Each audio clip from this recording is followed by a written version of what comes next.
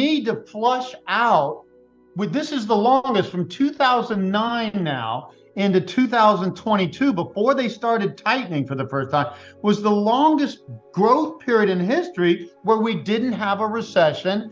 And recessions are good.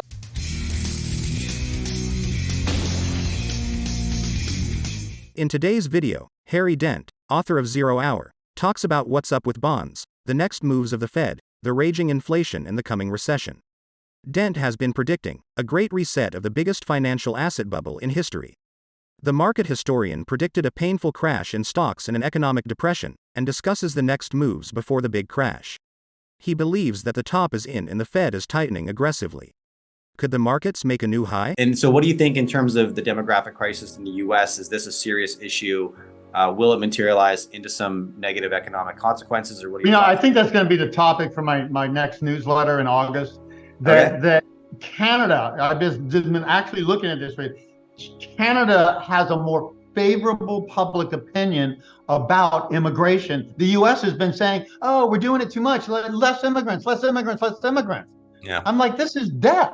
This is the only reason that we're stronger than Europe and our other major competitors in the world is we've always been an immigration magnet, and of course, so has been Canada. The difference is the public opinion is more favorable, or let's put it, Canadians are more aware of how important immigration is to them, and they're more favorable towards it. So I feel better about the future in the coming decades for Canada than the U.S. As long as they have that, and as long as their immigration. I really feel like when this recession hits, America is just going to kind of have the tendency to pull back more on immigration.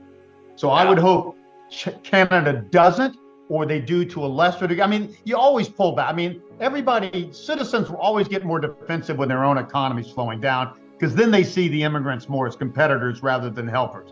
There's no question about it. Every developed country in the world should be fighting over the qualified immigrants around the world coming from the emerging world. Okay, that is because all developed countries are maturing and aging, all of them, just some faster than others. So I think that's Canada's advantage here. I think Canada will probably pull out of this downturn, weather it better, and pull out better because they're more pro immigration, and of course it is Asians, particularly, and Chinese in the past, that have most like to go. They go to frickin' Vancouver and Toronto, particularly Vancouver. And I would too. Vancouver is my favorite city in North America. Of all the cities in North America, I don't like the hazy, kind of foggy, cool weather, but overall, Vancouver, the size and quality of that city and beauty, it's my favorite place to go in North America. Well, especially in the summer when the climate's perfect. Yeah, I'm with you there. Yeah, and a July day in Vancouver is a hard one to beat. I'm 40 minutes outside of the city, which is perfect. I'm, very close to the metropolis, but I'm in a town at 20,000. It's like my ideal scenario. All my viewers know I'm not a fan of our current administration, but I do look very positively on this specific policy, which is to have let in, 1 million immigrants over the last 2 years. It does rub certain people the wrong way, but humans have migrated around the planet forever, right? I don't see any reason that we should impede that journey. I'm definitely for it. You made a comment about public sentiment towards immigration being different in Canada and the US. And right away, I started to wonder how much of that is impacted by the fact that you're just going to have more illegal immigration in the United States just by nature of where your country's located. We don't have that. Exactly. Our borders make us prone to illegal immigration. You're right. No question. Would impact people's sentiment, I suppose, more so than in Canada. It's just not really an issue. It doesn't occur.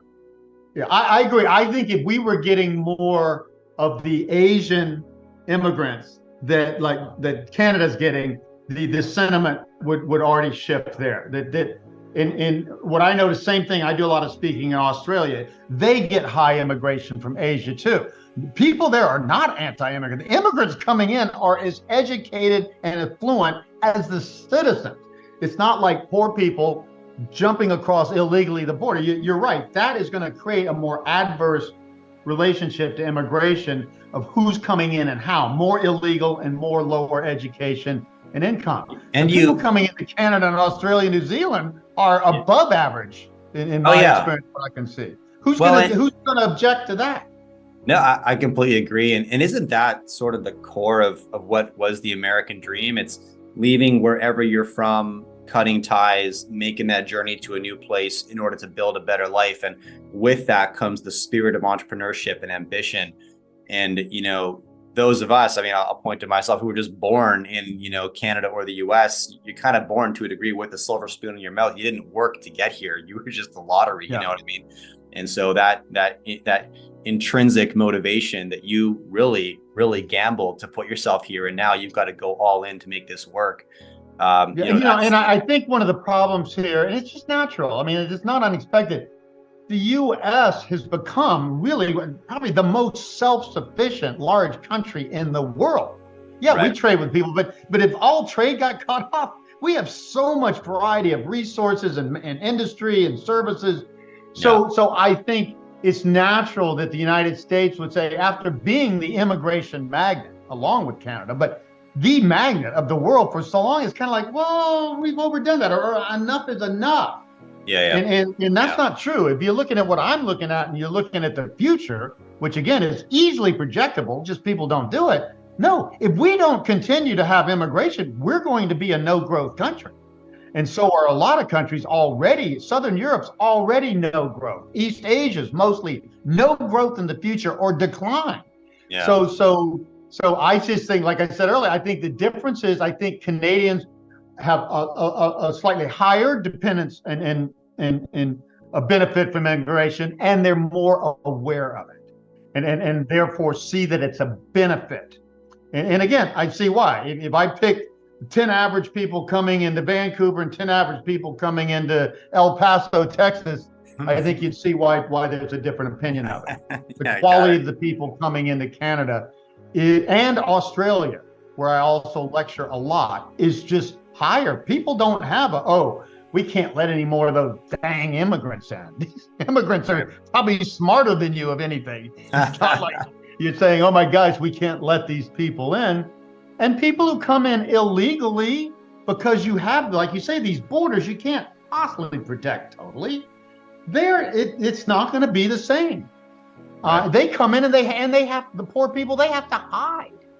So they don't even integrate as well. I mean, the whole thing is more difficult. So yes, Canada, Australia, New Zealand are the other, English-based countries that have very favorable relationship to and should have continued high immigration. Australians aren't having any more babies, native than American or Canadian. They just have better, higher quality immigration. The same for Canada. So that's why I'd be more bullish on Canada coming out of this big shakeout, this final shakeout we need to have before we can go healthfully into the natural millennial boom, which should be from 2024 to 2037, a rising tide. Then it kind of stays high into the 2050s, but basically all the last real, I think my next book's probably going to be called The Last Great American Boom. That'd be from 2024 to 30. The last strong surge in demographics. After that, it's flattened down forever, just like East Asia and just like Southern Europe. Those are forever. And the country with the best demographics in the world is Africa. But Africa's still poor and not urbanizing and not doing it efficiently when they do, and corruption. So that's why I like Southeast Asia and India. Those countries have proven that once they start to urbanize, it does translate into productive GDP per capita, and it does work out well for the country. China's already proved that. They just overdid it. Yeah, interesting. So everybody can learn from that mistake. That's going to be the best thing China ever did for the rest of Asia, is prove people, here's how not to do it. If they had just done the same thing in a more judicious manner and not overbuilt 2 decades ahead, it would have been a different story. So, okay, my last question for you then, let's just shift to the market for a second. I feel like there is a transformation occurring in sentiment towards the market. Maybe I'm just hoping there is, but trending away from speculative, low fundamentals of the underlying asset of the equity price, definitely decoupling from the value of a share price and the value of the underlying asset in the market in terms of where capital is going. I feel like I'm having more and more conversations with, quote unquote, smart money that are trending back towards, the raw materials industries, cash flowing companies, equities that generate yield and pay out dividends, back to the commodity sector, and hard goods. Are you seeing anything similar? What are your thoughts on market sentiment trends, Harry? Well, yes, to a degree. The problem with me is the secret to free market capitalism, as George Gilder best said, and said for many years, too bad he's too old now to speak anymore, is failure, that it allows failure. Top-down governments build state-owned enterprises and then don't let them fail because they're their state-owned enterprises. So it's a double whammy. So the problem we're having here, yes, your businesses always get smarter and are better at finding new opportunities and all this stuff. The problem is we're not letting the losers go.